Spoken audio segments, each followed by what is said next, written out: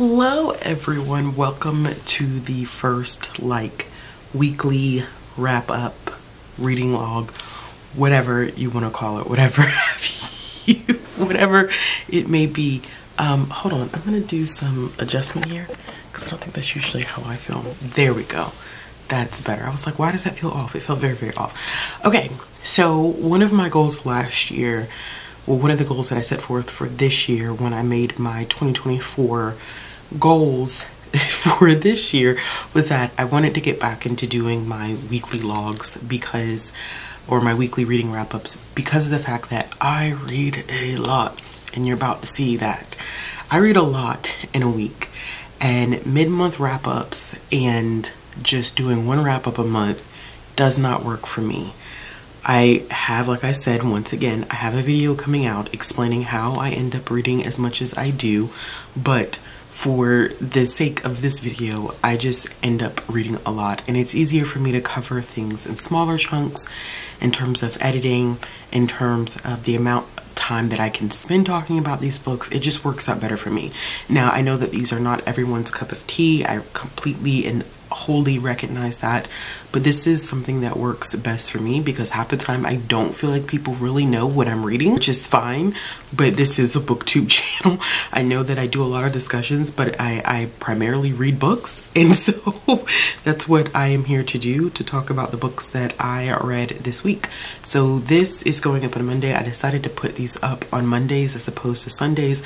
It just works out easier for me to do it that way instead of Sundays because it'll just, with my schedule, my personal life, it just works out better. I know most people upload their weekly wrap-ups on Sundays, so mine will run literally from, I guess, a Monday to a Sunday is how my week will run, which instead of a Sunday to a Saturday, however people look at it. But this is covering the 1st through the 7th. Yeah, this is the 1st through the 7th of the year, and we have started off the year with some very interesting reads. I'm going to go ahead and let you know that I do not cover graphic novels, manga, or comic books on this channel. If you want to see that stuff, you'll have to go to my comic book, manga, and graphic novel channel, which is A Realm of Comics. Definitely check it out if you're interested in that stuff. But I will mention the books that I did read. Okay, so the first one that I ended up reading was Rise of the Shadowfire. This is The City of Dragons, book number 2 or volume number 2. This is a middle grade graphic novel. I also ended up reading My Happy Marriage volume 1, and then I ended up reading Blood on the Tracks volume 14. So those were the 3 comic books, graphic novels, and manga that I ended up reading for this past week. I also ended up making it through some picture books, which I'm not going to cover these in these weekly reading logs either. I am doing a weekly picture book update and compiling all that stuff together to drop a picture book reading wrap up at the end of each month. But I will show you the titles that I did end up reading this week. That includes Dinosaur Train, Tomfoolery, Randolph Caldecott, and the Rambunctious Coming of Age of Children's Books, The Words We Share, Zora the Story Keeper, Big, and I think that's it. I think it was just those 5. Yeah, I was about to say I thought I had more, but it's just those 5. Okay, so now we can get into what I actually ended up reading this week that is relevant to this channel. So the first thing that we're going to talk about is I started off the year kind of jumping into my cozy mystery bag. If you did not know, a while ago I had begun reading the Hannah Swenson series by Joanne Fluke, and I decided this year that I wanted to continue with the series, and so I started off with book 4, which is the Fudge Cupcake Murder, and that's I said book number 4, it's book number 5.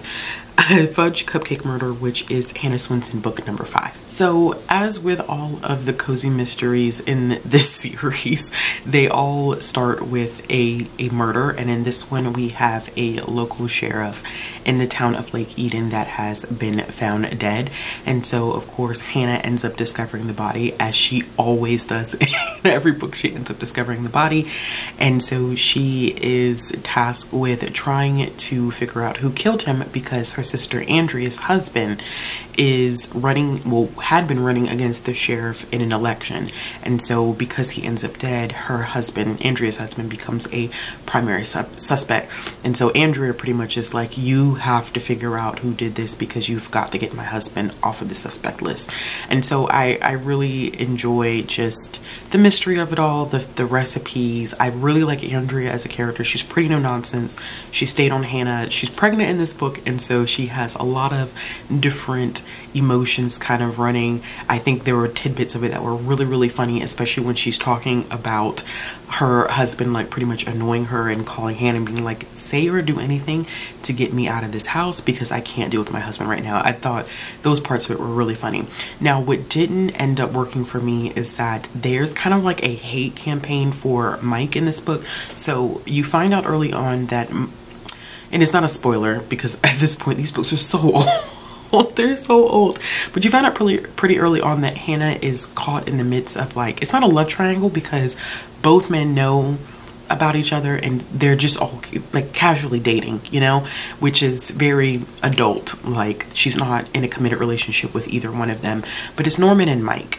And Norman is a dentist and Mike works for the police department. So Andrea naturally has an issue with Mike because she's like, well, he suspended my husband, but Mike had to suspend your husband because it's an ongoing investigation. That's just the way that things work.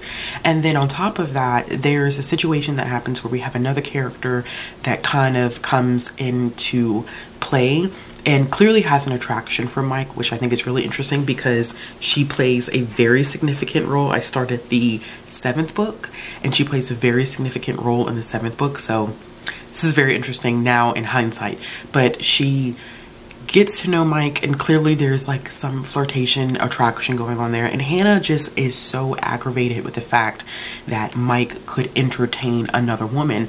But see, the thing about it is that Hannah, you're dating another man too. So neither one of you is in a committed relationship. So if Mike is dating someone, he doesn't really owe you any explanation except like, hey, I am dating this person. But Mike clearly has stated, like, we just hang out occasionally, like it's not anything serious. But she gets this streak of jealousy that made her really annoying in some particular scenes in this book, and it just frustrated me. But overall, 3-star read, pretty solid, another addition to the series overall. The next one that I read is probably one of my most surprising reads already for the year, and that is Belladonna by Adeline Grace. I had heard a lot about this book on TikTok. I had been recommended this book a lot, and I was like, you know, it just doesn't feel like something that I would necessarily enjoy. And I waited for a long time for my audio copy of it to come through the library, and I had started at one point and I was like, yeah, I'm not into this. And then I was like, okay, let's just give it a fair shot, and if I don't like it, I can always DNF it. So Belladonna is the first book in the Belladonna series, and it follows a main character by the name of Signa, who is orphaned as a child, and she gets passed along from caretaker to caretaker, but everyone is pretty much horrible to her. They're pretty much only interested in her for inheritance, and something bad always happens to each caretaker. So at the time that we start this book, she's with her aunt, I believe, and things go completely left, and no love is lost between the two of them, trust me when I say that. But she has Signa has these very interesting abilities where she can see spirits, and she doesn't have a reaction to Belladonna. She can take Belladonna and she won't die. And so it's very interesting, and you learn early on that death often makes an appearance whenever she decides that she wants to take this Belladonna. And at the last minute, when things happen with her aunt, she ends up going to stay with these distant relatives called the Hawthorns. And when she gets there, she immediately realizes, or slowly realizes, I should say immediately, she over the course of time realizes that there is an underlying mystery going on with this family, because they say that the mother passed away of an illness, but the mother appears to Signa and is basically like, no, someone poisoned me.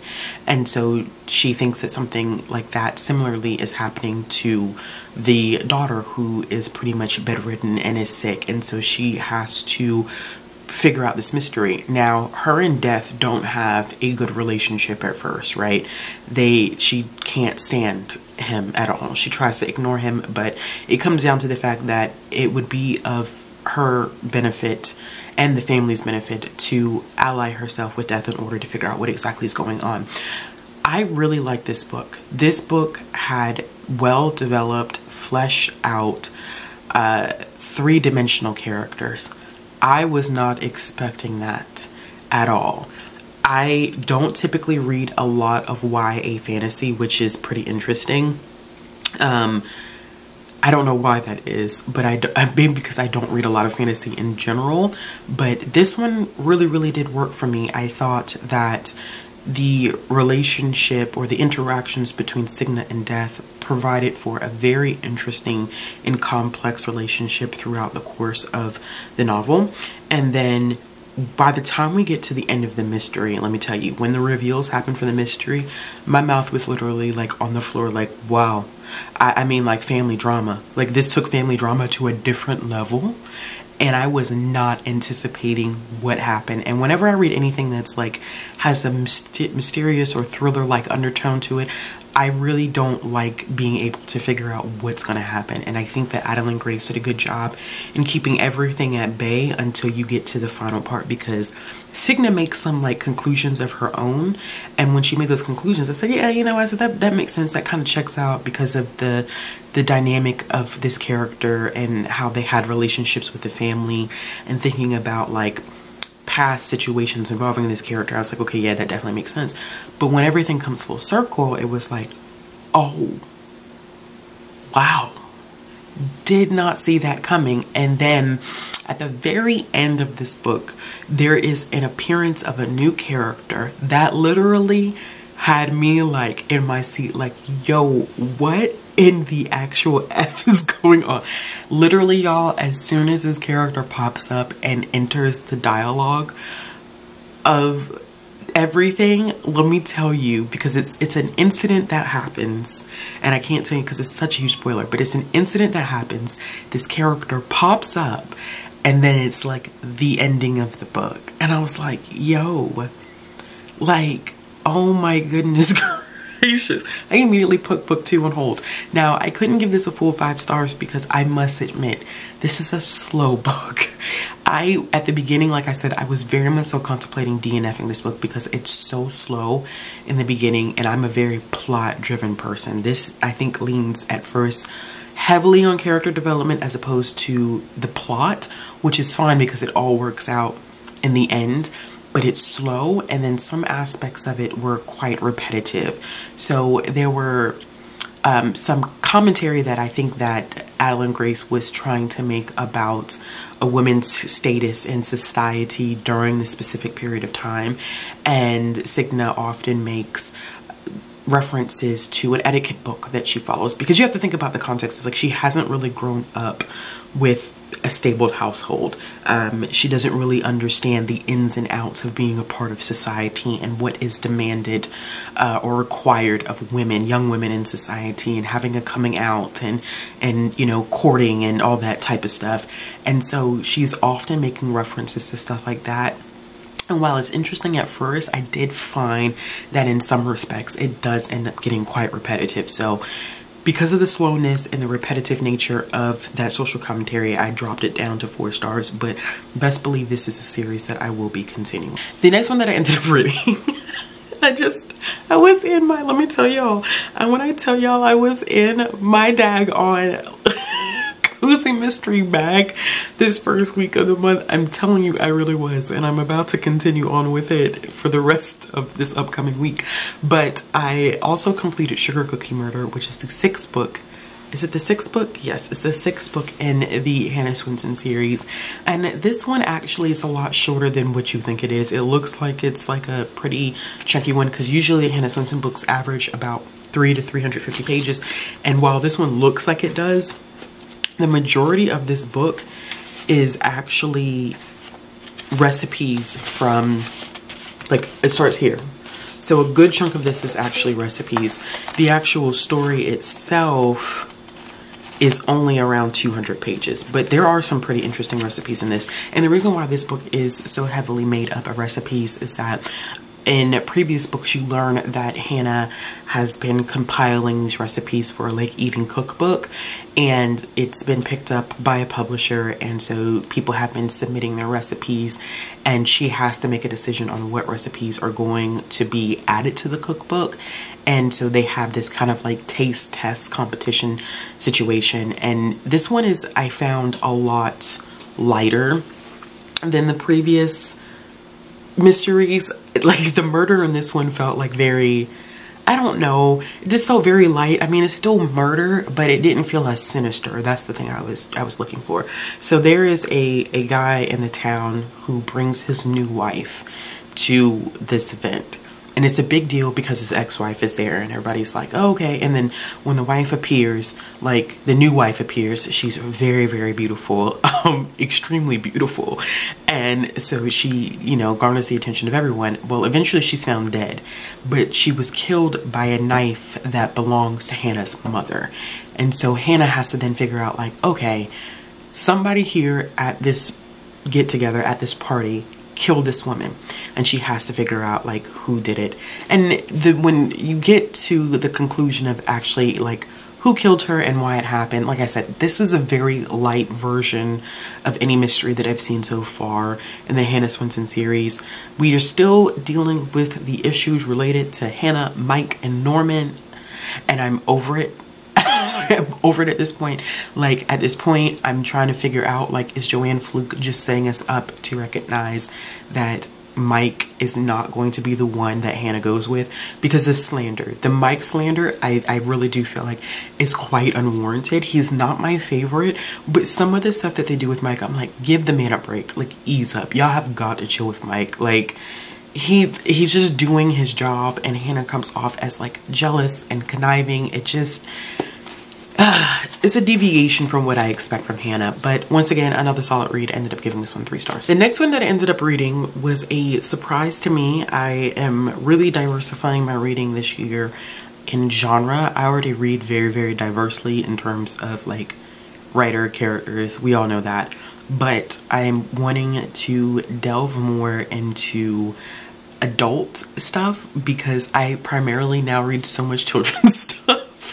Which there's nothing wrong with that, but I want to read a little bit more adult stuff, and so I ended up getting a copy of The Fetishist by Catherine Min via Libro FM. It was one of the librarian copies that they offered to me, and this is one that I did talk about in my January 2024 new release live stream, and so I wanted to go ahead and pick it up. I'm not really sure how to describe this book. I don't even think I have the words or the capacity to really describe this book, and I say that in my review. Catherine Min, this book was published posthumously. Catherine Min died a few years ago of breast cancer, and so her daughter helped finish up this novel and was able to get it published. But it is her commentary on the fetishization of Asian women. And so in this book, we're following 3 main characters, Alma, Daniel, and Kyoko, and they all live very separate lives. Their different narratives are very interesting, very distinct voices between these 3 characters, but they are all interconnected in a way, and as you go through the course of the novel, you end up figuring out why. So Daniel is pretty much this atypical white man who has an issue with fetishizing Asian women and doesn't necessarily realize 100% that he is doing it. And so Kyoko is younger. She's trying to make her own like music career happen, and she hates Daniel.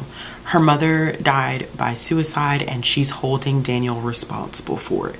And so eventually, like I said, all the pieces of the puzzle fall together, and you figure out like what exactly is going on between the 3 characters.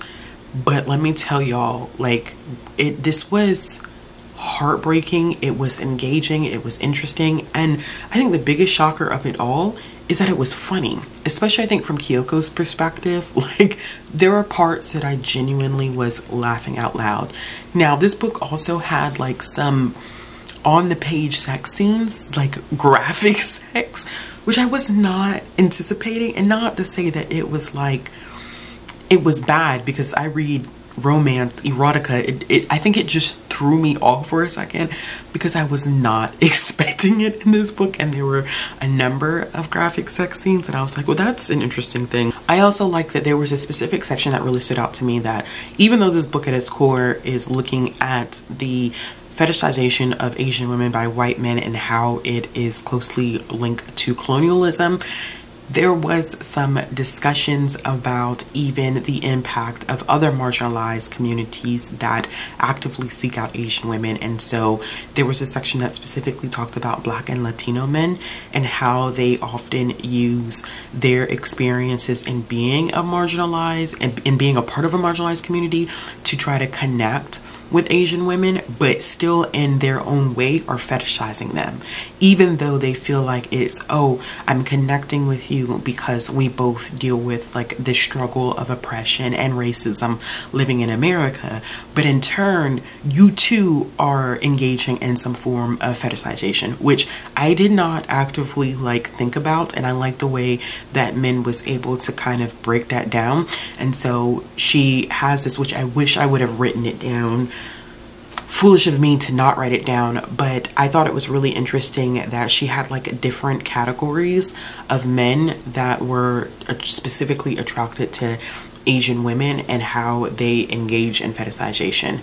And they use the term like yellow fever, some of the characters do, to categorize men who behave in that way. I just think that this was a very thoughtful and thought-provoking novel, and the balancing of the heart-wrenching aspects of being an Asian woman and people looking at you as if you're not an individual. I think that was like a key aspect of this, is that when you fetishize people, you don't recognize individual humans that have, you know, their own thoughts and desires and dreams and goals and feelings. And so you treat them as just another object to be attained. And to use that, to be an Asian woman writing that and to experience that, and for it to be so painful, and then to add humor in to balance that out, is like a unique skill set that I don't think everyone has. And so I really, really appreciated that. My only quirk about this one is that I think that I wanted a specific character to suffer a little bit more than they did at the end of this one. But that's me. That's a personal problem with me that I do recognize greatly. Like, that is a me thing. But I did want a specific character to suffer more, and they didn't. And I felt like it wrapped up just a little too neatly. But overall, like, I enjoyed every character's voice, even if I didn't like them, because every character is not likable, and that's very intentional because it makes them very human. And everything, like I said, does come full circle, and you get a better understanding of these people as individuals and how they connect to each other in a plethora of different ways. But yeah, I gave this one 4 stars. I had not had any experience with men prior to reading this book, but I definitely would be willing to go back and check out some of the other things that she has in her backlist. But sending so much thoughts and prayers to the family, because it can't be easy to release a book like this after, you know, especially with her daughter, after your mother has passed away, and you are, you know, releasing this book. And she wrote a beautiful love letter to her mom at the end of this one. But I highly recommend checking it out. All right, so the next book that I ended up finishing is a Booktok fan favorite. This book definitely blew up last year. It got picked up by, who did this? Bramble, which is I believe a Tor imprint. So this got picked up by Bramble, and everybody has been talking about this book, and I finally made the decision to pick it up because I was like, you know what, I'm just gonna read it, because why not? And this is only the second romantasy book that I have ever read. And so we're trying out some new, like I said, we're trying out some new things this year. We're not gonna knock it. But I ended up reading The Serpent and the Wings of Night by Clarissa Broadbent. This is book 1 of the Nightborn duet. So I know, just going into this, that There are 2 novellas already, which I have the first one already on my Kindle, and then I know the other one is another novella that ties into this specific world, but that one's over like 400 pages. I'll get to those when I get to them, but I know that we are getting 2 books in each one of the houses. So the House of Night, House of Shadow, House of Blood, each are going to get 2 books to make this like a 6-book world. But starting with this one, this is like a whirlwind. I feel like I'm going to talk forever about this one because I feel like this is a whirlwind of a book. Let's start by saying I ended up giving this one 3 stars. It almost got higher than this, but there were just some aspects of it that just I could not warrant giving it more than a 3-star review. Now, 3 stars for me means that it's pretty middle of the road. It's a solid read. It's not the best thing I've ever read, but it's also not the worst thing that I've ever read. And it was solid enough for me to want to continue with the series. So if you did not know, this book follows a main character by the name of Aurea, and if I mispronounce everybody's names, don't judge me. I haven't watched anybody review this book, and that was intentional because I wanted to be able to make my own perspectives and views on this without any outside influence, because I know how popular this book is.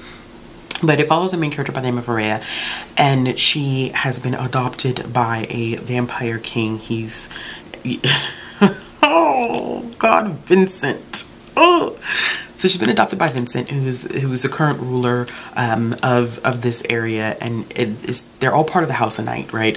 But the thing about it is that there are 2 separate, almost like groups within this one specific house.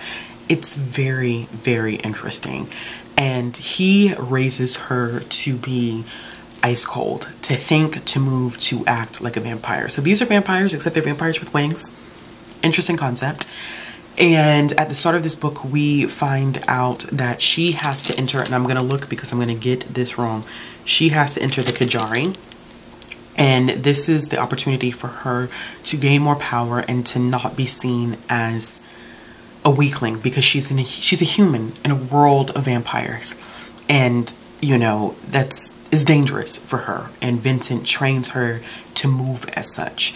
And so she enters this in the hopes of possibly winning these different challenges to I don't even know if I want to say what she wants to do, because I feel like it's kind of low-key a spoiler, but there's something that she wants to do in order to grant herself more power and to be able to figure out what exactly happened to her family. I'm going to leave it at that. Now, this Kajari is in honor of the goddess that she's the goddess of the children of night, so she's a goddess of vampires, and her name is Enoxia, and I'm butchering names. Enoxia. I'm pretty sure that's how you say her name, but she is the goddess of all of them, and so they all make a commitment to engage in this challenge. It's very Hunger Games-esque, to be honest with you, and the challenges are brutal. It is dark, it is violent, it is gory, and Carissa does not hold back. Let me tell you, she does not hold back in any of these challenges. And what I think is very unique is that these challenges follow the storyline of Enoxia and her rise to the place of power that she's in right now, and her battle against the Pantheon, which are other gods and goddesses, but who effectively turned their back on her. And so each challenge is closely related to her own specific storyline. One thing that Carissa did very, very well with this book, and I cannot deny it, is that this world is interesting, okay? I am not a heavy fantasy reader, but I can tell you based off of this book that she created a world that had me like, oh, like, this is interesting. The concept of vampires with wings and like the different houses is not necessarily a unique thing, but the way that she framed it made it very interesting to follow. This is definitely high stakes. There's different abilities amongst the different houses, and how they acquire these abilities is often in question. It's a very unique and fascinating world, so I will give her that. And I think that she is a plot-driven writer, which for me is a plus because I'm a plot-driven reader. However, where this book fails for me as a reader is that although I like a book that is driven by plot, right, I need some character development, because if you don't have any character development, you have a lack of connection with the characters. And in this book, there are some pretty huge things that happen to all of the characters. Especially towards the end of the book, there were some moments that I think if the character development had been better, I would have been an emotional mess at the end of this book. However, there's a disconnect between me and the characters because I don't really know them. When we start this book, you know, Araya is immediately thrown into the Kajari. Like, there's not really much space to know much more about her as a person. And granted, a lot of what we know about her and Vincent and Rain, however you say his name, is revealed slowly. I think she should have given us a little bit more upfront, because we become, or at least I became, super anxious trying to figure out, like, well, you know, who really is this character? Like, who is this person? I don't really know anything about you.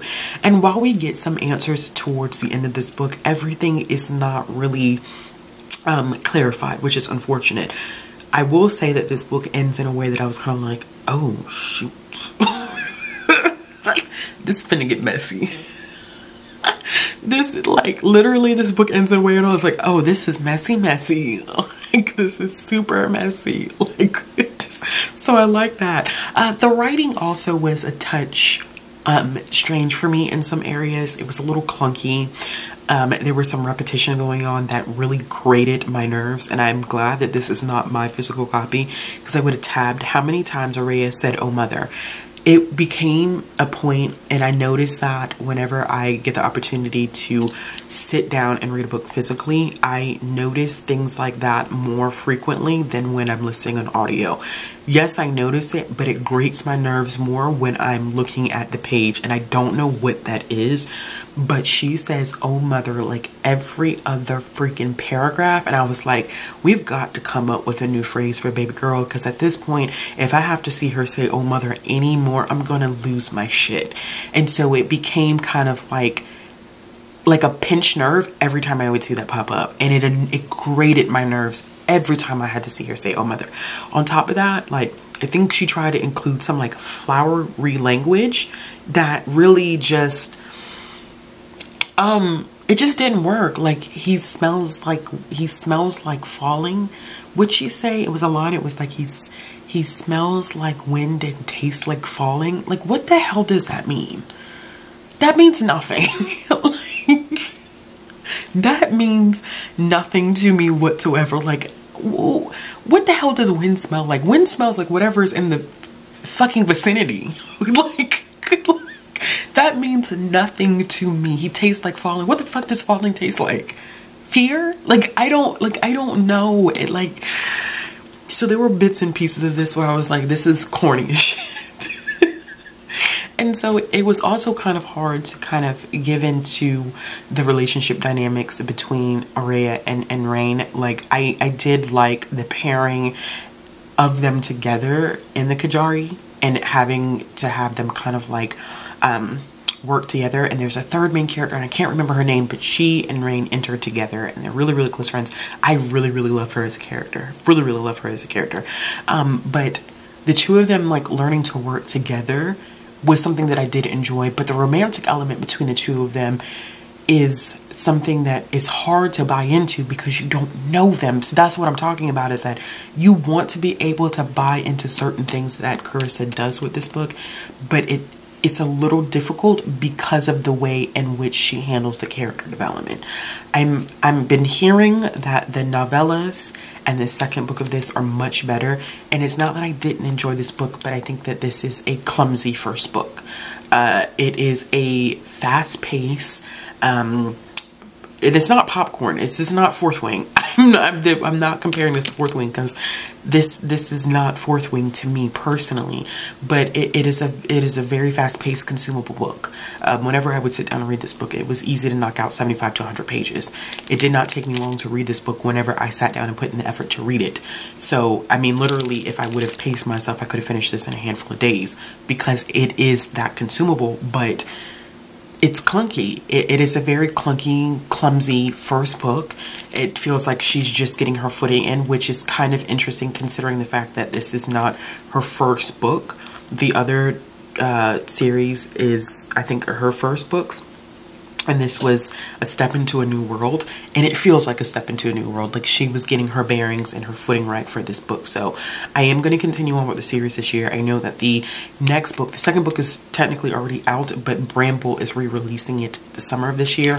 And honestly, I may just wait until the summer to read it. I'm not in a rush to pick it up. I will read the novellas. That's going to keep me busy enough in between now and the release of the second book. But I'm interested to see how all of this is going to play out and what the next 4 books in this world will look like. Goodness gracious, I knew I was going to talk about that one a lot because I had a lot to say about that one. And I know that that one is fairly popular and people really enjoy it.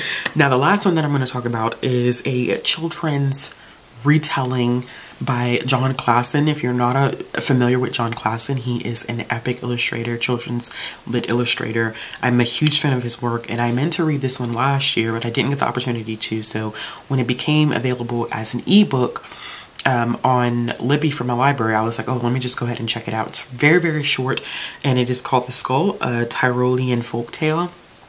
And so I think that Klassen came across this on a vacation in Alaska. He came across the tale and he could not remember what it was called. And so he was actually recreating the tale already in his head. When he went to go describe it to librarians, they were like, we have no idea what you're talking about. And it was because he had already reimagined the tale in his head. And he does include in the back of this book how the actual tale goes, and I much prefer his version. This is kind of dark. It's not horror, but it's just dark enough where we follow a little girl who is escaping from something dangerous. She's walking through the woods and she finds this abandoned house.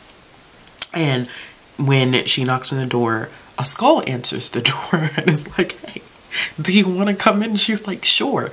And what's so interesting about it is that they form the most unique friendship. And it almost feels like cozy in some ways, which is weird because it's dark, because I don't want to spoil it, so I'm trying to figure out how to say this. So they build a genuine friendship, but the skull is afraid of something.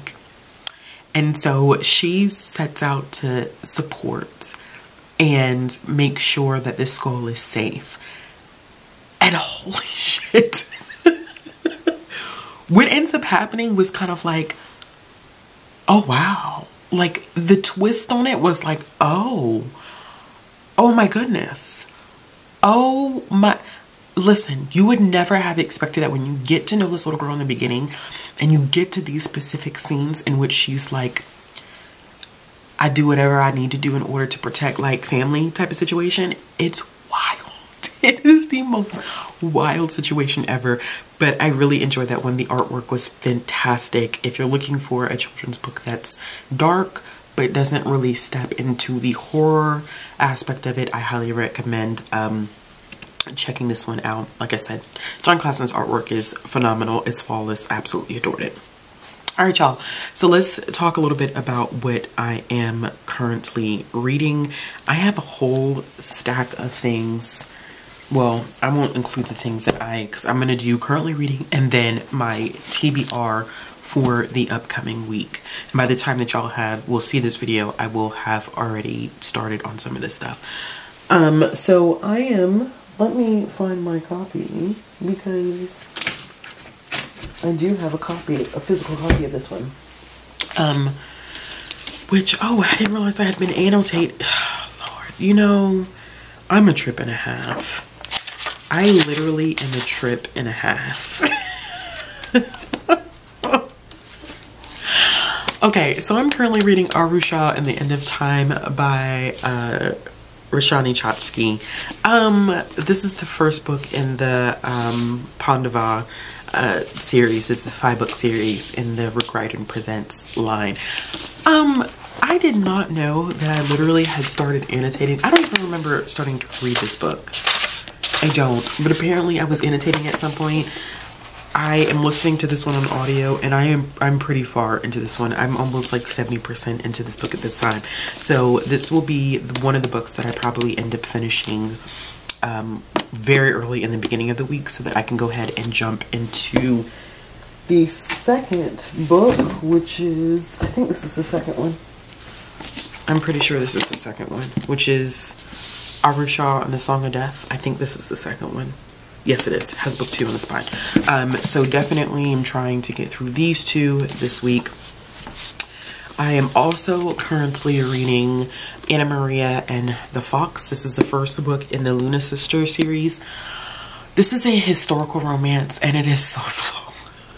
It's not like I want to DNF it, but like I feel like I get no traction or steam whenever I sit down to read this book.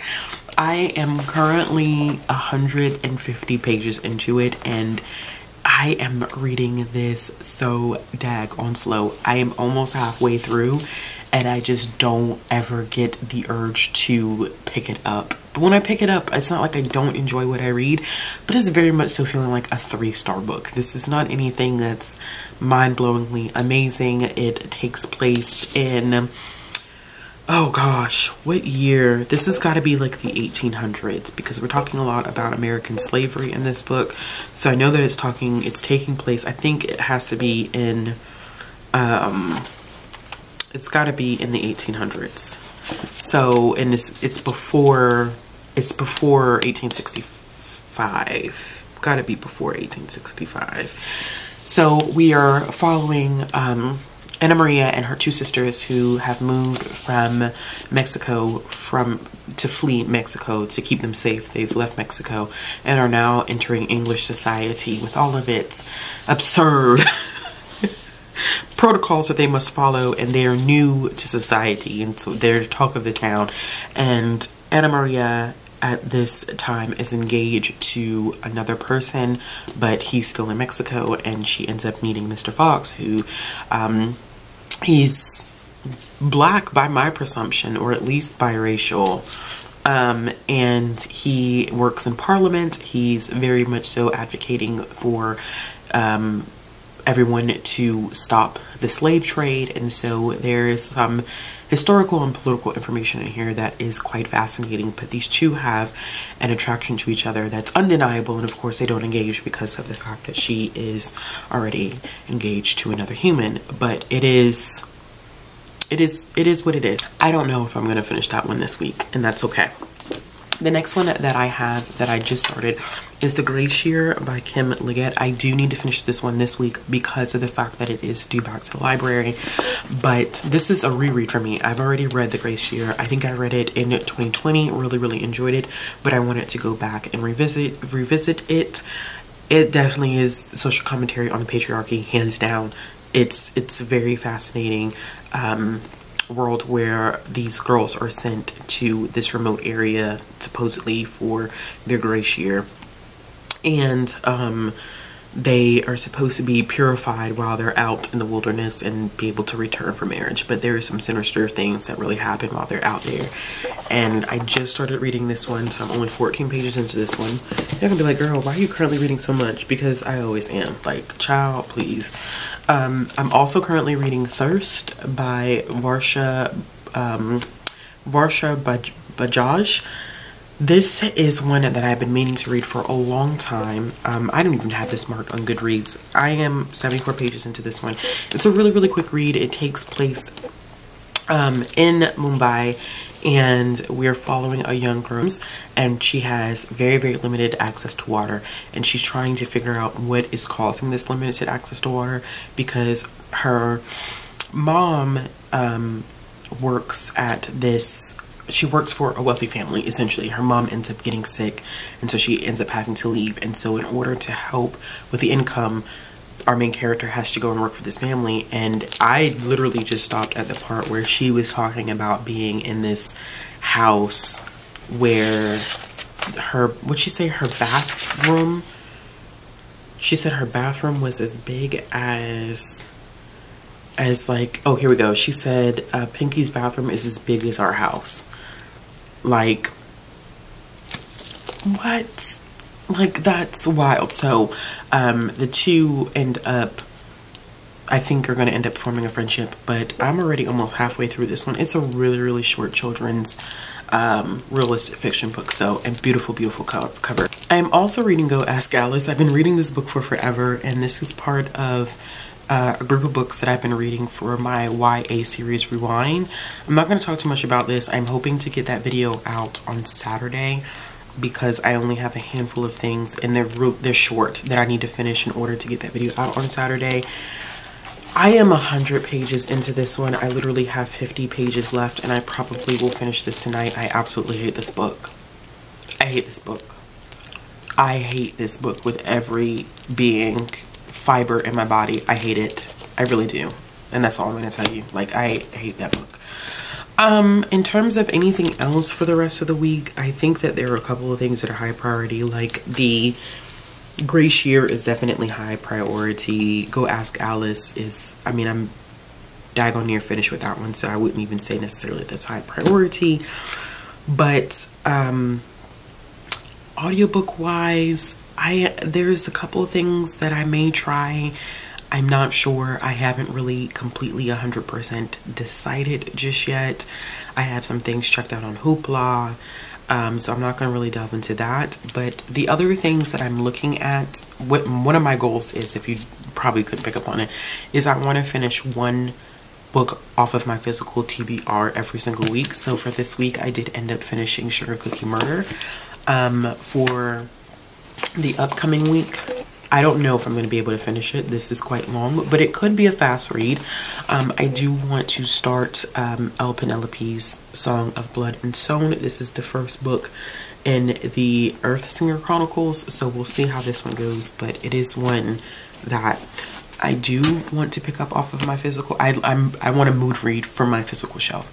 There is no like picking anything, no TBR. It's like I literally look at my shelf and I'm like, what looks interesting for this week? And that's how we ended up with the Sugar Cookie Murder situation, because I just was in the mood for it. Go change, y'all, my card got full. But I also want to possibly get to Every Heart a Doorway and Down Among the Sticks and Bones. Everybody reads these books. I have not. I've read Every Heart a Doorway, but I haven't continued on past that. I know the newest one releases this month and everyone's excited to read it.